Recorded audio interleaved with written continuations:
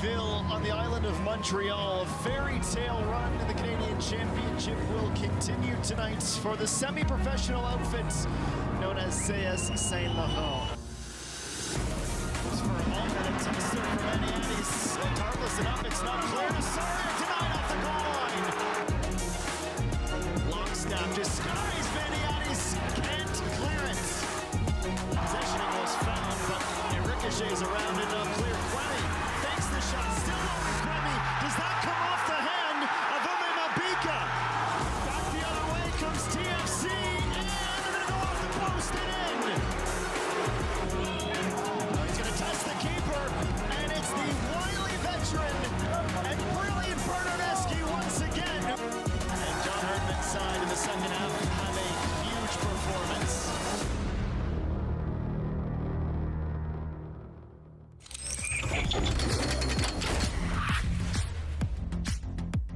It's the second leg of the quarterfinal in the TELUS Canadian Championship. League One side CS Saint-Laurent gave the MLS Giants a fight in leg one, keeping Toronto FC off the score sheet for 50 minutes. But mistakes cost the Quebec side, and TFC wasted no time pouncing.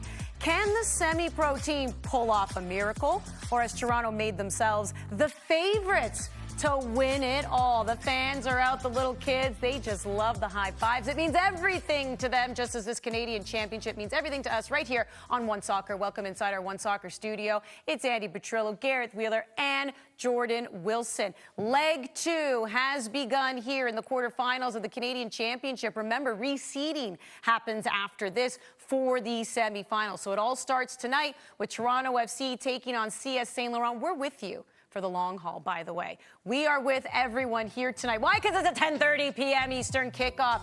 Whitecaps, Cavalry FC, the Whitecaps with the 2-1 lead. Yeah, in that one. So Cavalry still very much in it. Then tomorrow it will be CF Montreal Forge. Remember, they're tied 1-1 after leg one. And then on May 29th, Pacific and Atletico also played to a draw, 0-0. They play May 29th, 10 p.m. Eastern. And then we find out who will be in the semifinals. But let's go back to leg one between these two teams. And CS Saint-Laurent really ended up being the story once again, Wheels, because of their performance against Toronto. Their performance, the crowd, the excitement around that game. It was like Cinderella was at the ball. Everyone was having a great time. Then the clock struck midnight, and it turned into a pumpkin. Because it was goalless at halftime. You're like, wow, there's some cup magic in the air here. Then fatigue set in, a couple of mistakes, some calls didn't go their way, and in the end, Toronto FC was too much, making this, you said the word miracle. That's what Saint-Laurent will need tonight if they have any chance of advancing here, even with Toronto FC rotating. It was really special what we witnessed 2 weeks ago, and that will be a lasting memory of this competition. I think it projects well forward as well where this competition goes from here. Yeah, absolutely, Wheels. I think when you see CS Saint-Laurent when they played at home, that was just a time for them to show off for their family and for their friends. It's a different gravy playing at BMO, but I think they should just enjoy that as well. I know for me, when I played there and lost 4-1, I still will never forget. Just feeling the grass underneath your boots. There's something different about that environment. Is this a tall order to ask? I think this is just a game for them to go experience. They deserve to be here. The thing is, I expect them to give it a go tonight because they came out and played. It wasn't as if they sat back and defended. They had like 16 shots, 6 on target. They were full value, and they tested Toronto FC at times in that game. In the end, it's just that early season fatigue, the difference between a Major League Soccer side and a League One Quebec side. I think when teams come into this competition, sometimes you're a semi-pro team, you could switch up your identity a little bit, how you want to play it. I kind of like that CS Saint-Laurent said, this is how we are, this is how we're going to play. Yes, they lost 3-0, but there are a lot of moments in that match where you're like, you like this team, you like what they're putting up. They did not stop. They even had shots on target. Like in the 87th minute, had a chance to get their first goal against an MLS side. They definitely played right until the very end. But when you look at Toronto FC, maybe more so coming off their form in league play, and more in particular, their last game was against CF Montreal, that nice little derby, and they smacked them, Wheels. It was 5-1. Given the way they're playing in the league, now mind you, here in the Can Champ, they're facing League One sides and still looking decent. Have they made themselves the team to beat in the Canadian Championship? Or should I say, are they the team do you think now are the favorites to win it all? I think they're joint favorites, along with Vancouver Whitecaps. You know, we'll see what happens with the potential semifinal draw. And obviously, the Whitecaps have work to do to get past Cavalry. But TFC's been on a decent run of form. Even when they've lost, they've gone down swinging. They've been down some serious numbers earlier this season. Richie Laryea played all of one game. Insigne was out. Shane O'Neill's been out. Kevin Long has been in and out. Jonathan Osorio is out right now. They haven't had that full collection of players, but they do have an identity, and we'll get into that a little bit later on. The mentality is right. And the work rate, they never cheat you on that. They completely outplayed CF Montreal on the weekend. As bad as Montreal were, TFC were full value for that victory as well. 3.33 XG in that game. They were creating chances as well. You're seeing progression week after week. This TFC team's getting better. And that's what it is, right? Gradually getting better bit by bit, building blocks. And that's when you look at the TFC side and you're like, are you favorites? Tied, I'm not quite ready to put them there, but I think that underdog role going into these next matches suits them very well. To maybe not be at a Vancouver Whitecaps expected to win, but right underneath, knowing that they can go and compete, I think that suits that team. Yeah, they put themselves in the joint conversation because I think it's hard to say, oh, favorites to win all, when they have played two League One sides, semi-professional sides, right? And preliminary, and right now in the quarterfinals as we take a look at Toronto FC starting 11. Lot to note here, Insigne is getting the start. Real good chance we could see Bernadeschi come off the bench once again, just as he did in leg one. Osorio, as we just said, did not play against CF Montreal, is not featuring here either. But two players who were just signed to short-term deals. Kuric is in the lineup and Dumitru as well. TFC head coach John Herdman joining me now. And John, I mean, there's no secret here. Your team is clearly in the driver's seat when it comes to being able to advance to the semifinals. But what do you still want to see from your players in this match? Well, I think it's just that professionalism, absolute commitment to get the result and to continue on with the consistency. We've started to build consistency over the last, I'd say, a month in MLS, and some of that's been with players returning. So, you know, tonight is an opportunity for some players to get minutes that have missed minutes, and for others to just, again, keep building that consistency, Andy. You've now played in the two rounds against League One sides. You've seen their fan bases show up. You've seen the support that they give these semi-pro teams. What does that tell you about the state of soccer in this country as you continue to compete in this Canadian Championship? Yeah, well, look, that first game, just to see Daniil Henry here leading the team, you know, he was chomping at the bit, I think, to get on and play. But to see that, just, you know, how the game is changing here. We've got sort of Canadian legends, Tiba, etc., contributing back to the game and helping to grow it. And then going into Quebec and playing that match. That was a tough game in Saint-Laurent. I mean, the fans were outstanding. There was flares. It felt like a European match away in middle of Europe somewhere. It was a hostile crowd, and yeah, it was exciting. I mean, I think they had 4,500. They had 6,000 sold on a wet night. I just hope that they make that jump into the Canadian Premier League, because I think that for some of these teams, that's just got to be the next step, and just to keep growing that football pyramid. We're keeping an eye on that story as well. Best of luck tonight, John. Thanks, guys.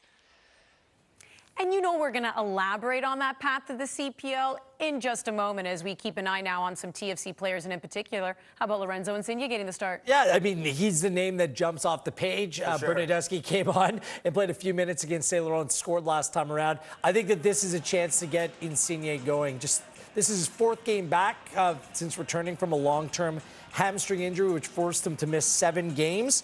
He started off the season so well, scoring 2 goals in his first 5. Then he came on in his first touch against New York City FC 2 weeks ago. He put it right at the goalkeeper. Could have been an equalizer in that game. So wouldn't be surprised if him and Bernadeschi split time tonight. And Sidney with the start, Bernadeschi coming up the bench. Federico is suspended for the weekend as well. It's worthwhile to note. Yeah, and someone I'm keeping my eye on today as well as DeAndre Kerr, scoring that goal against CS Saint-Laurent a few weeks back.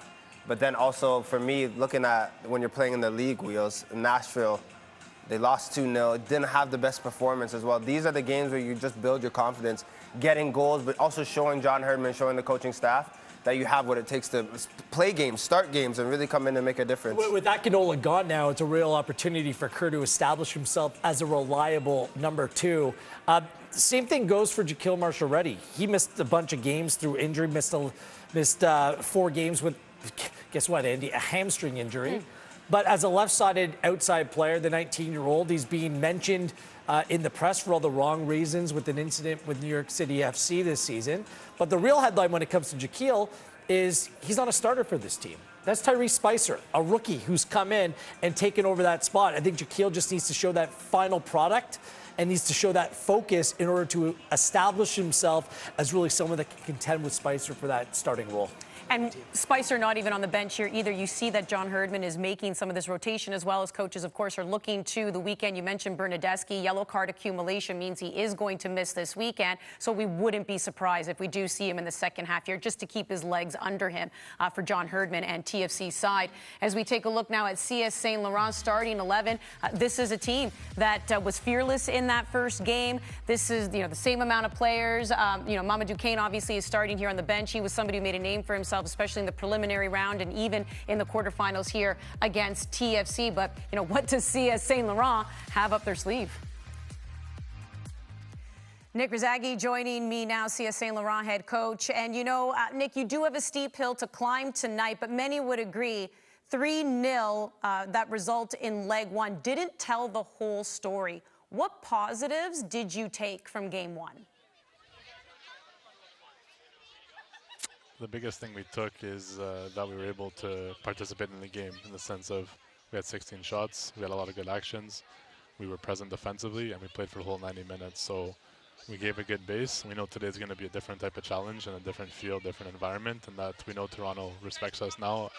So we're expecting a good challenge, and for us it's a question of understanding how to adapt to the game and taking confidence from what we did last time.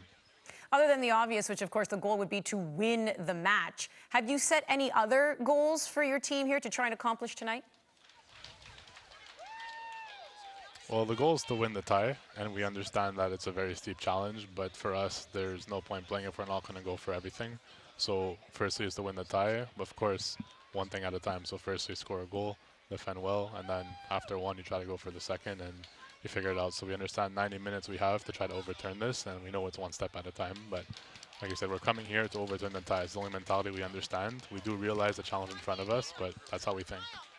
Nick, it's been a crazy 2.5 weeks for your side. Not just that you've impressed and you get out of the preliminary. Now here you are facing an MLS team, to your point, gave them a challenge, didn't concede a goal in the first half of that match either. All the talk as well is this a perfect team to make the jump to CPL? How have you been managing all these emotions? It's just a question of being aware of what's going on, because it is a lot, and even for the players to be playing midweek games, go back play in the league, midweek play in the week, it's something that we're not used to, and it's been not even 3 weeks since we played Halifax. It feels like a year ago. So it's just a question of being aware of where we are and slowing down everyone's minds and just staying in the present, which is harder than it sounds, but that's what we've been preaching and working on. And to the guys' credit, they've adapted pretty quickly, because it's a lot of attention, it's a lot of spotlight on us, which we're glad because we put in the work, but obviously you have to work hard to stay focused on what you're doing. We're looking forward to the match tonight. Best of luck. Thank you very much. A lot of that attention, of course, we just mentioned it earlier, is the possibility of becoming a Canadian Premier League team. There's been a lot of buzz around it, to the point where even the CPL has made announcements of, well, this is what we look for in a franchise. They've talked to CS Saint-Laurent's side as well, and they're saying, well, wouldn't it be great? So there's a lot of talk, Wheels, but what would their pathway be if we're talking realities here to be a CPL side? There's plenty of talk and speculation about this because quite clearly the Canadian Premier League wants to expand into the province of Quebec.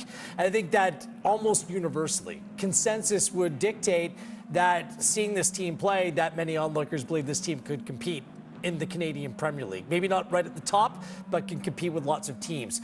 It's a great question what's standing in their way. Obviously, investors need to pay an expansion fee in order to get into the Canadian Premier League, but there's been some talk about maybe territorial rights and maybe some roadblocks being put up that maybe would discourage a club like Saint-Laurent being able to make that jump. So we need clarity on this situation in order to come up with something, but I just think it's to the detriment of soccer in this country that if we don't have that competition within the city of Montreal or around that area for CF Montreal. There should be a club there.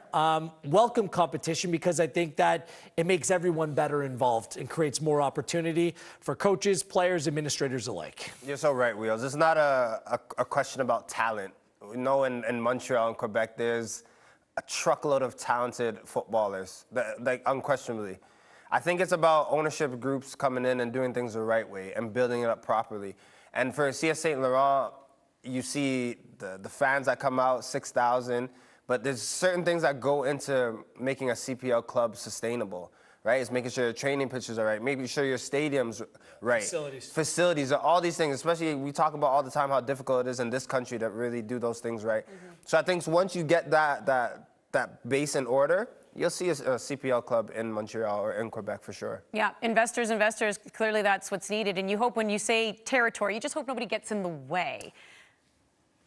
Shoulder shrug. We'll dive more into those types of stories. Be sure to join us on One Soccer Today, where we love talking about that kind of stuff. Right now, it's all about the Canadian Championship. It is leg 2 of the TELUS Canadian Championship. Toronto FC with a 3-0 aggregate lead here, hosting CS Saint-Laurent on a very hot night in Toronto.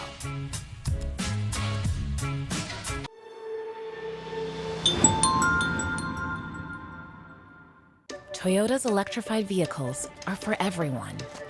Every chauffeur, snack connoisseur, every scenery soaker, practical joker, every road tripper, toe dipper, every 9-to-5er, every long driver.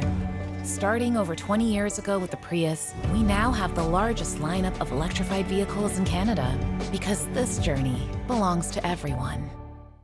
Life's better with extra space. Space for family. Space for memories. Space for you. Try 4 weeks free. Access Storage, proud partner of Canada Soccer.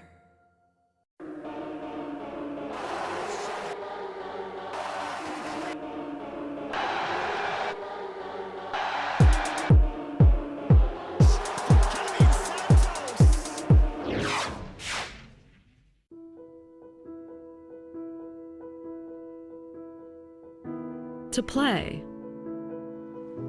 It's something that's in us from the very beginning, and something we take with us on every step of the journey.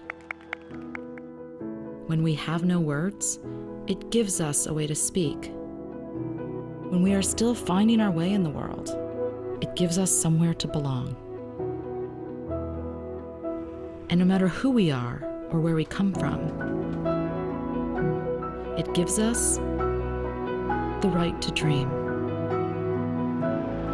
Christine Sinclair as she scores at her 5th World Cup. Alfonso Davies! It's time to celebrate the game we love. It's time to play.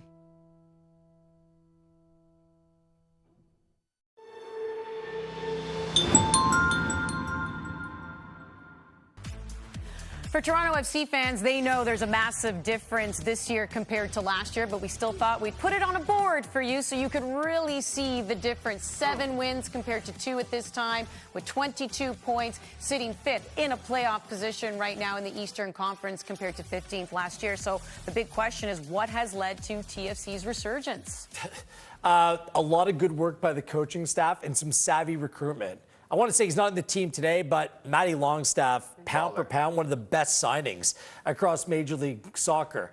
Adding Flores, a reliable option there. Spicer, a top draft pick. Gomis at the back. These have been cost-efficient options who have all brought something to this team. But I want to look into maybe how they play and what stands out for me in this 3-4-2-1 formation. Toronto FC love to use wide areas, Jordan. And every time they're on the ball, they're looking to switch the play. They overload on the near side and regularly go to the far post. That's a fortunate touch by Petretta, his first goal in Major League Soccer. It's more pronounced when they're breaking out of the back. Look at that ball by Flores to Bernadeschi. They look for him on the regular. This time doesn't come off mere inches wide. This happens time and time again. And sometimes they'll go and try to switch the play twice in a matter of a few touches. Like here, Longstaff goes to the left, Bernadeschi goes to the right. Look at the bodies flooding inside the 18-yard box. They regularly have numbers going forward in attack and options for the cross to play. Look at this, win the 50-50 ball. This is on the weekend. Flores, again, not known for his distribution. That's a fantastic ball to Bernadeschi.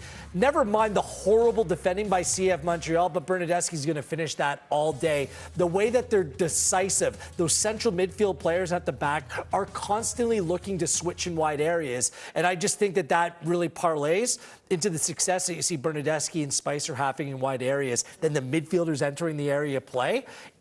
It's kind of surprising to me that more MLS sides haven't figured it out. Yeah. Just go and press that player who's on the ball. Don't allow them to switch the play, because then that really plays into TFC's strengths. No, Wheels, you're so right. I think they try to. I think as the match goes on, when you stay consistent and you're disciplined, if you keep your players, your wide players wide, that you're going to find space. I think the issue as well is when you have a guy like Bernadeschi, and you know that he has a sweet left foot, but you allow him to come on the left foot and punish you. I think that, for me, is a bit ludicrous. But we can just talk about this man real quick, because outside of the cornrows, I think that he's come up and just been exceptional. He's not changing them now, by the way. He gets a hat trick in that game against Saint Montreal. I know how you athletes are. Do your thing, brother. If you had mismatched socks, like you're wearing mismatched socks the next game. If there's a hole in your shoe, but you score a hat trick, you're going to wear them. Look, they've needed someone to step up and to be that guy. And some people talked about Insigne, but for me, what I like about Bernadeschi is that he was just working at it. It didn't come to him easy this season in terms of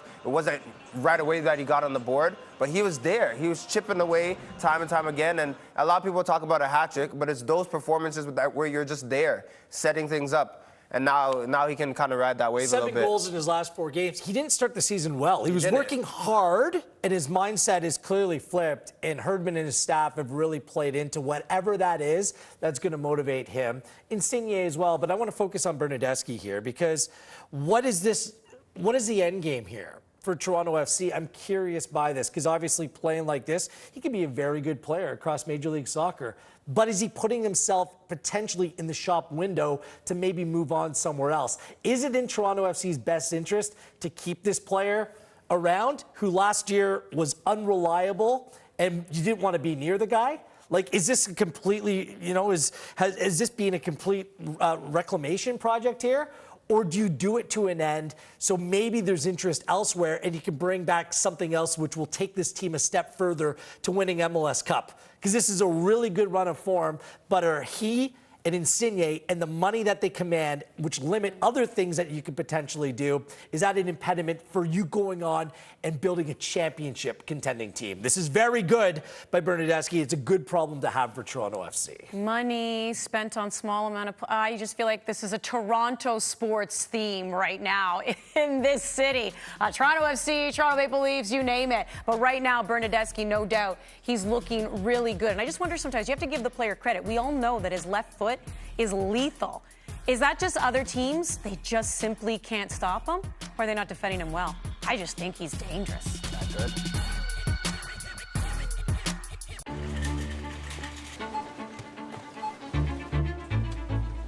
Would you like the extended warranty for $150? Go ad-free for $29.99. Only 3 easy payments of $49.99 if you act now. We make thousands of financial decisions every day. Each one affects bigger decisions tomorrow. Stay on top of it all with the CIBC Smart Account.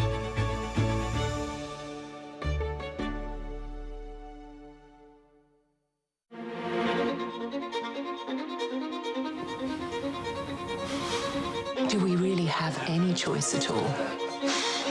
Everyone has a choice, and every choice has a consequence. Which do you choose? Life's full of tough choices, isn't it? How do you choose?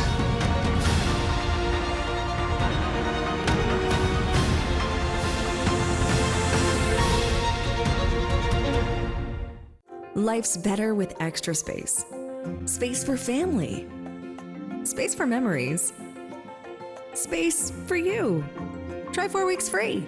Access Storage, proud partner of Canada Soccer. Gatorade. With electrolytes to help replenish what's lost in sweat. Carbs to help fuel your working muscles. And fluids to help you hydrate. Scientifically formulated so you never stop competing.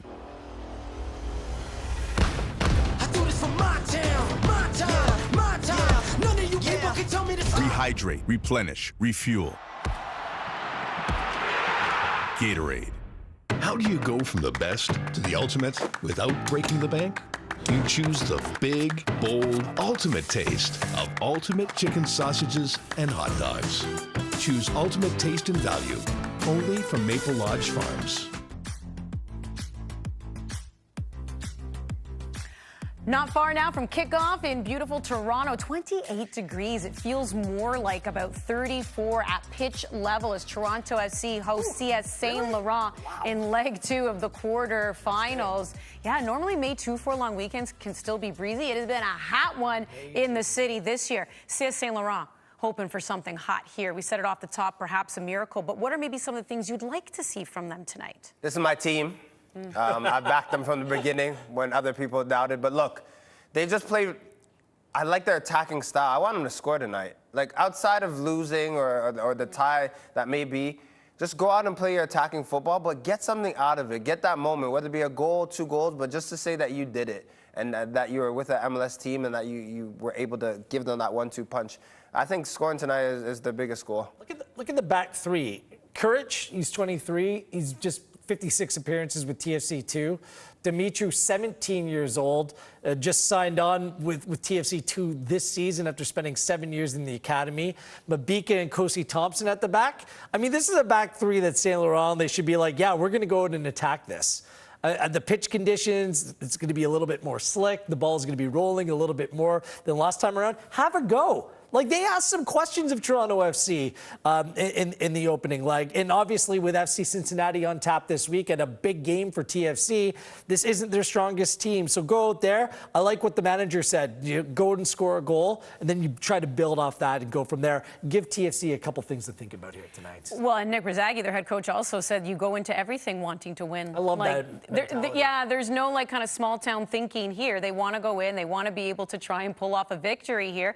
And when you do look at the rotation with Toronto FC, it kind of just makes you wonder. And also given the way CS Saint-Laurent plays. Right? Don't need to be fearless. There you go. So they're going to go out and be fearless here tonight. That's the game. We are bringing you here the TELUS Canadian Championship, Toronto FC, CS Saint-Laurent. Kickoff coming up right here on One Soccer inside BMO Field in Toronto, Ontario. Enjoy the match. We'll see you at halftime.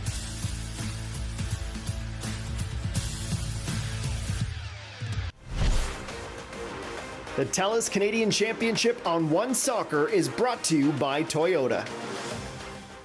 Toyota's electrified vehicles are for everyone. Every chauffeur, snack connoisseur, every scenery soaker, practical joker, every road tripper, toe dipper, every 9-to-5er, every long driver. Starting over 20 years ago with the Prius, we now have the largest lineup of electrified vehicles in Canada because this journey belongs to everyone. The TELUS Canadian Championship on One Soccer is brought to you by CIBC. CanadaSoccerStore.com is the official home for the widest range of Canada Soccer licensed products, match jerseys, and fanwear.